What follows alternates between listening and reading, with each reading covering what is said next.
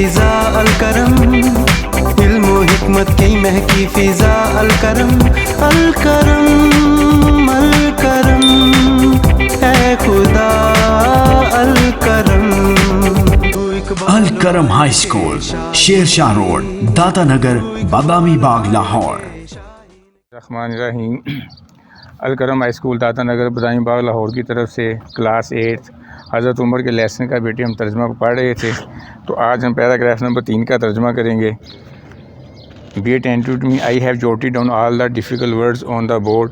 बाद में मैं इनके बारे में बता भी दूंगा आपको। हज़रत उमर, पैराग्राफ नंबर 3 है जी। हज़रत उमर गेव ग्रेट इंपॉर्टेंस, हज़रत उमर रज़ी अल्लाह तआला अन्हु ने बहुत ज़्यादा अहमियत दी तो जस्टिस, इंसाफ को बहुत ज़्यादा अहमियत देते थे। एंड वेल बींग, और फ़लाह बहबूद को, ऑफ द पीपल, लोगों की फ़लाह बहबूद और उसको इंसाफ को बहुत ज़्यादा अहमियत देते थे। ही वॉज़ वेरी स्ट्रिक्ट, आप बड़े सख्त गिर वाक़ हुए थे, आप बड़े सख्त थे। इन केस ऑफ जजमेंट, फ़ैसला करते हुए आप बड़ी सख्ती करते थे। He would not spare anyone, किसी को रियायत नहीं देते थे, किसी को नहीं छोड़ते थे। Not even his own son, हत्ता कि अपने बेटे को भी उन्होंने ना छोड़ा। If wrong was committed by him, अगर उनसे कोई गलती सरजद हो गई। फॉर हिम, आप रज़ी अल्लाह तआला अन्हु के लिए, हाई एंड लो, आला और अदना, रिच एंड पुअर, अमीर और गरीब, were all equal before law, कानून की नज़र में सब इक्वल थे, बराबर थे।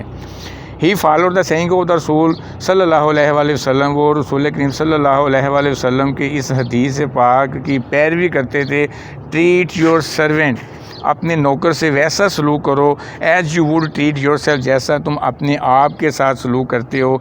मास्टर एंड सर्वेंट, आका और नौकर, आर बोथ इक्वल बिफोर अल्लाह, अल्लाह की निगाह में मालिक और उसका नौकर जो है ना, दोनों बराबर हैं। द वर्शिप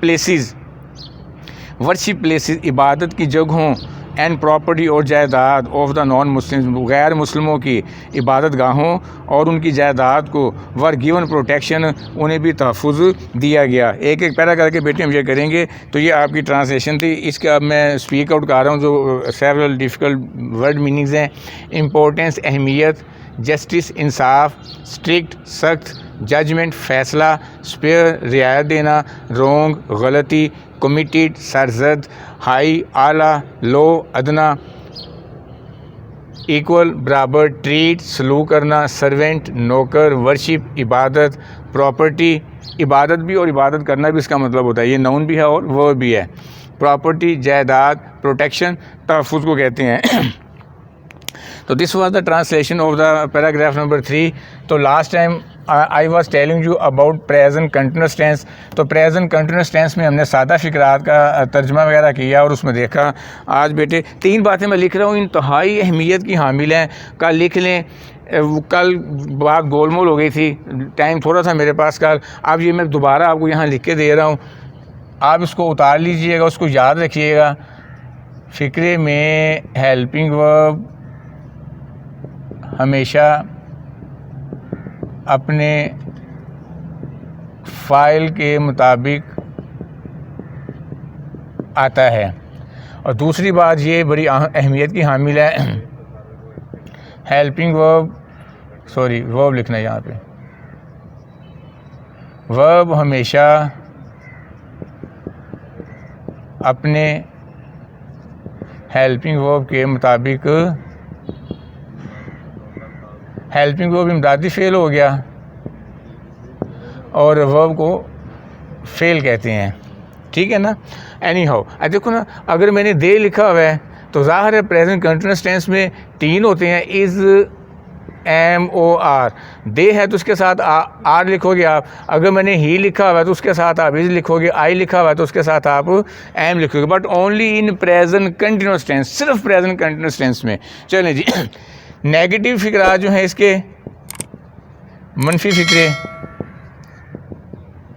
बड़ा आसान काम है। क्या करना है, हेल्पिंग वर्ब प्लस नॉट लगा देना है अकॉर्डिंग टू दीज रूल्स।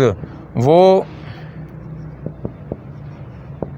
नहा नहीं रहा है तो ही के साथ ज़ाहिर इज़ आएगा। ही इज़ नॉट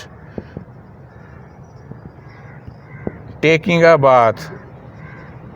बेथ भी आप लिख सकते हो। जब बेथ लिखेंगे, बेथ वर्ब होता है, गुस्ल करना, इसका मतलब होता है गुस्ल। इसका मतलब गुस्ल करना ये वर्ब है और ये नाउन है।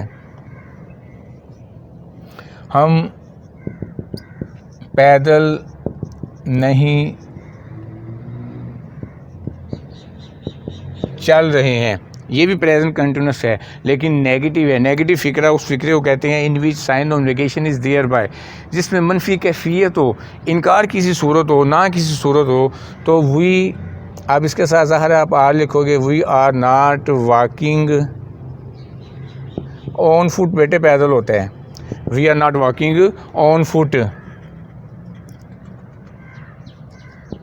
मैं सबक याद नहीं कर रहा हूँ, आई एम लगेगा, ज़ाहिर है आई है तो उसके साथ एम लगेगा, आई एम नॉट, लर्न होता है याद करना, तो इसकी चौथी form present participle, I am not learning my lesson.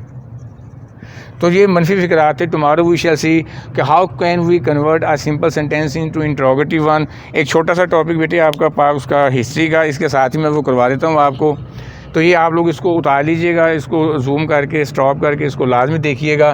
तो टॉपिक है जी हमारा, उसका टाइटल है separation of division of Bengal, separation division of Bengal, Bengal की तकसीम, तकसीम में बंगाल, तकसीम में बंगाल।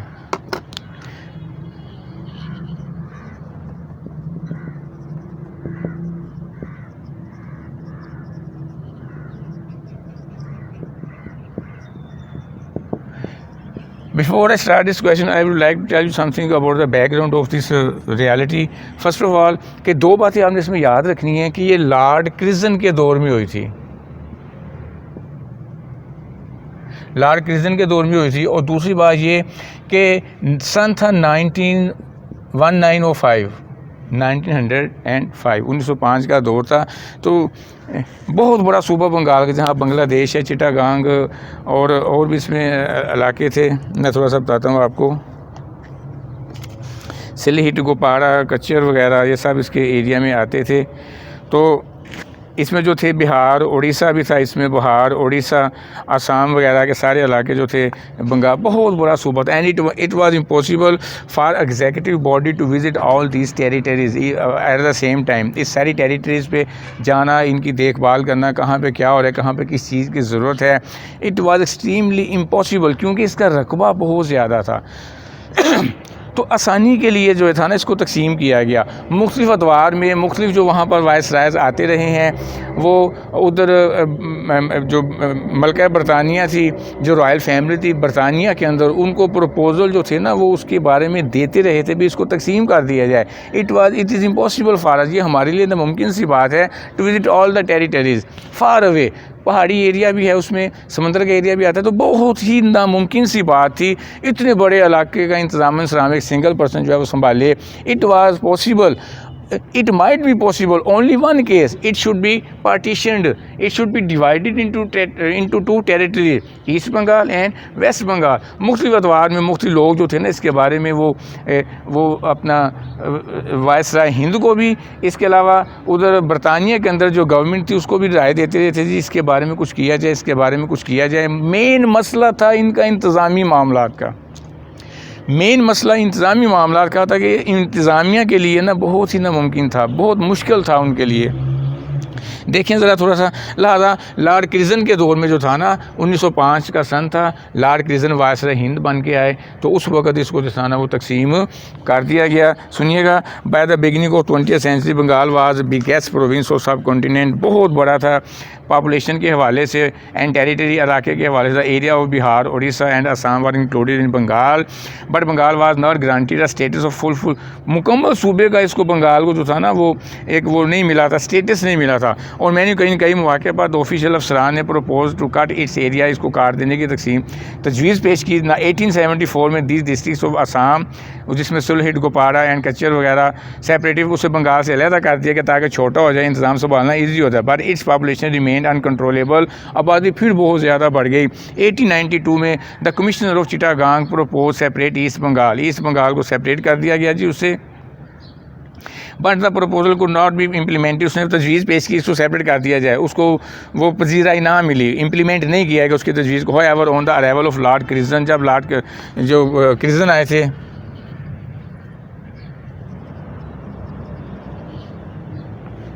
लॉर्ड क्रिजन जब आए थे, the issue was highlighted again, इस इशू को दोबारा हाईलाइट किया गया और लॉर्ड क्रिजन ने भी इसमें ख्वाहिश ज़ाहिर की भाई इसको जो था ना इस मसले को हल किया जाए। 1901 में a proposal was forward to integrate the central Bengal and Madras into a single province. When the proposal reach the viceroy, जब ये प्रपोजल वायसराय तक पहुंची, lord Curzon the viceroy Hind जो लॉर्ड क्रिजन तक ये प्रपोजल पहुंची, ही ऑर्डर्ड, उसने ऑर्डर दिया to consider the boundaries of the respective province after accession of Brar. Therefore, the Odia speaking central province were integrated in Odisha and Bengal was divided into two parts. कुछ इंतज़ामी हवाले से कुछ तब्दीली और तरमीम की, एक हिस्से को दूसरे के साथ मिला दिया गया, पहले को तीसरे के साथ मिला दिया।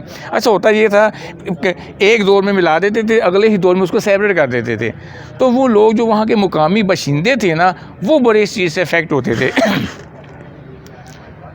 1905 में लॉर्ड क्रिजन ने visited the eastern part of Bengal के ईस्टर्न पार्ट की वो वहाँ से गया, वहाँ पर विज़िट के लिए गया to apprise the people about the benefits of partition के हवाले से उनकी राय मालूम करने के लिए कि पार्टीशन कर दी गई है, जिसके बारे में आपके क्या व्यूज़ हैं वो जानने के लिए बजाते खुद वो वहाँ पर गया। ये उसका बेटे बैकग्राउंड था। काजीज़ और हिंदूज़ रिएक्शन जो है विल बी सीन टुमारो। इस उम्मीद और यकीन के साथ कि आप इसको अच्छे तरीके से देखोगे। इसको तैयार करना, ओनली बैकग्राउंड को तैयार करना है, टेंसेस जो बताया वो भी करना है, तर्जमा भी आपने अच्छे तरीके से तैयार करना है। See you tomorrow, all the best, फी अमानिल्लाह।